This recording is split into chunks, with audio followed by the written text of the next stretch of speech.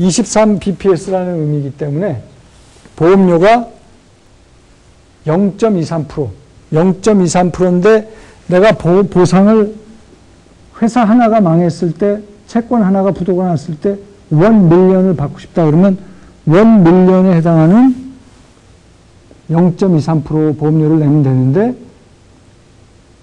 인덱스로 내가 보상을 받고 싶다? 그럼 125를 곱해주면 돼. 여기 125개의 채권이 포함이 되어 있으니까 이때 보험료는 이렇게 되겠죠. 연보험료 287,500불이 됩니다. 이 의미는 뭐냐? 요건 이제 싱글 트랜시 트레이딩을 할 때 필요한 건데, 여기 지금 요 예제가 나오죠. 11.95의 의미는 내가 예를 들어서 600만 불, $6 million 보상을 받고 싶다. 그런데 처음 3% 손실 나고 6% 손실 날 때까지는 보상을 안 받아. 6% 이상 손실이 나서 9%까지 손실이 났을 때, 이건 표준화된 채권입니다. 표준화된 채권에 6% 이상 9%까지 손실이 났을 때 나는 600만 불까지 보상을 받을 수가 있어요. 그 의미예요. 그럴 때 그 보상을 받기 위해서 내가 내야 되는 돈이 11.95bps란 말이야. 그 얘기는 뭐예요? 11.95bps는 0.1195%죠. 보상은 600만 불을 받고 싶다고 그랬으니까 내가 보험료로 7,170불을 내야 돼요. 보험료로 매년 7,170불을 내면, 자, 이 표준화된 채권이 부도가 나잖아요.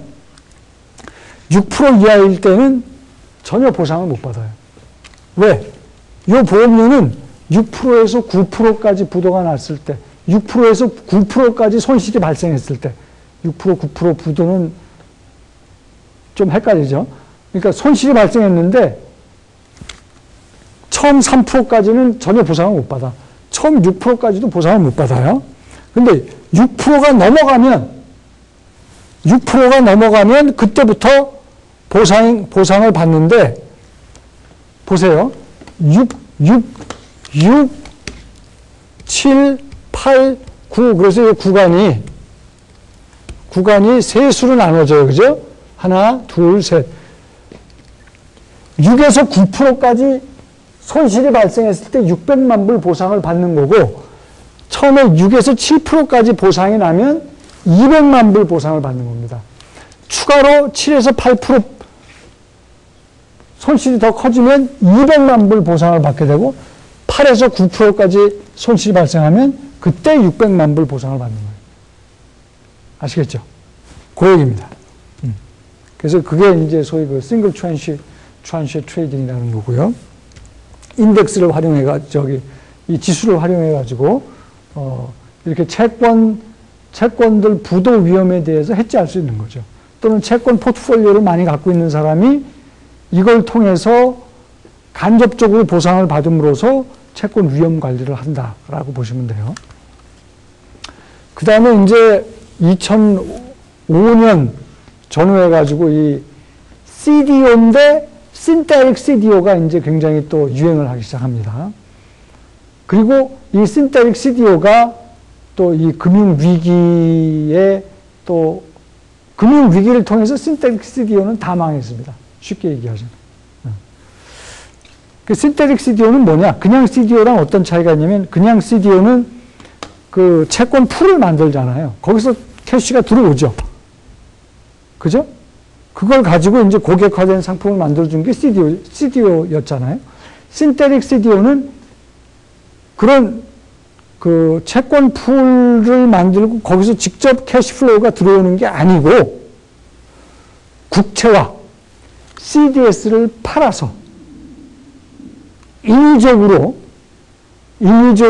거기서 들어오는 캐시플로우를 그 CDO 도관이랑 연결시켜 준 거예요. 그러니까 일반적인 그 CDO가 일종의 채권 형태라고 볼 수 있잖아요.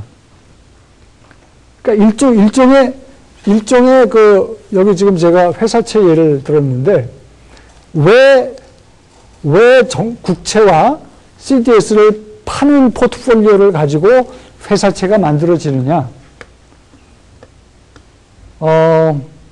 회사채라는 것은 이렇게 생각할 수 있어요. 무위험 채권 국채 같은 걸 갖고 있고, 플러스 회사의 그 부도 위험을 고려한 그 가상금리를 얹어준 게 회사채 금리라고 그랬잖아요. 그죠? 그러니까 회사채를 인위적으로 어떻게 만들 수가 있냐면, 국채를 갖고 있고, 그 다음에 CDS를 팔면 부도 위험을 떠안는 거로 볼 수 있어요. 그죠? 부도 위험을 떠안는 거로 볼 수 있단 말이야. 국채라는 안전한 채권을 갖고 있으면서 부도 위험을 떠안으면 인위적으로 회사채를 만들었다고 볼 수 있어요. 근데 왜 이런 짓을 하느냐? 왜 이런 짓을 하냐면, 여러분들이 이제 위험 관리에 대한 거는 이제 여러분들이 금융기관 경영 같은 수업을 배우면 거기서 이제 배우는데, 지금 그 대부분의 금융기관은 이제 바젤 2 2007년부터 바젤 2에 의해서 그 위험 관리를 하게 돼 있어요. 지금 이제 금융위기가 났기 때문에 바젤 3를 이제 만들어 가고 있고, 조만간에 이제 발표가 지금 2010년 가을인데, 조만간에 이제 우리 그 11월 달에 G20 하고 그럴 때 이제 바젤 3 얘기가 이제 나옵니다. 근데 이게 바젤 2에 의하면 전 세계 대표적인 금융기관들은 회사채를 금융기관에서 떠안잖아요. 그러면 그것에 대해서 그게 굉장한 위험 자산으로 간주가 되기 때문에 거기에 맞는 자기 자본을 쌓고 이런 게 굉장히 복잡합니다. 회사채를 기피하려고 그래요. 그 방법으로, 편법으로 개발을 한 거야.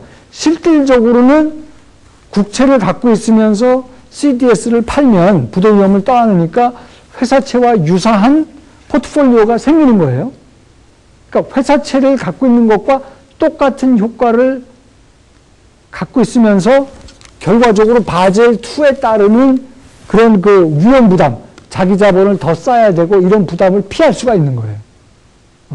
이제 그게 하나의 맹점으로 지목이 돼서 바젤 3에서는 아마 이게 보완이 될 것으로 봅니다만, 과거에 신테릭 CDO가 이렇게 활성화된 이유 중에 하나가 바젤 2 탓도 있다는 얘기를 지금 드리는 겁니다.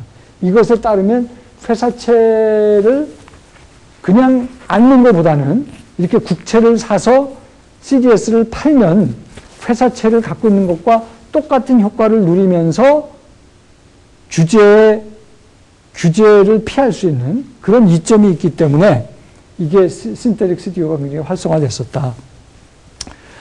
그 얘기를 지금 하는 거고요. 회사채 얘기를 한 이유는 회사채를 갈 때 그거를 보다 고객화한 것이 CDO이기 때문에, 그렇죠? 기본적인 그 성격은 비슷한데 이게 신테릭 CDO라고 불리는 겁니다. 그러니까 국채를 갖고 있으면서 CDS를 팔아. 그럼 부도 위험을 떠안으니까 일종의 회사채가 되는 거죠. 그리고 이걸 도관을 만들어서 CDO처럼 고객화된 상품으로 팔 수가 있는 거예요. 그게 CDO다. 그래서 신테릭 CDO다. 인공 CDO다. 인조 CDO다. 여기 지금 설명을 하고 있는 거를 그림으로 표현을 한 게 이겁니다. 아바쿠스라는 SPC를 만들어가지고 여기서는 국채를 사고 동시에 CDS를 팔아요.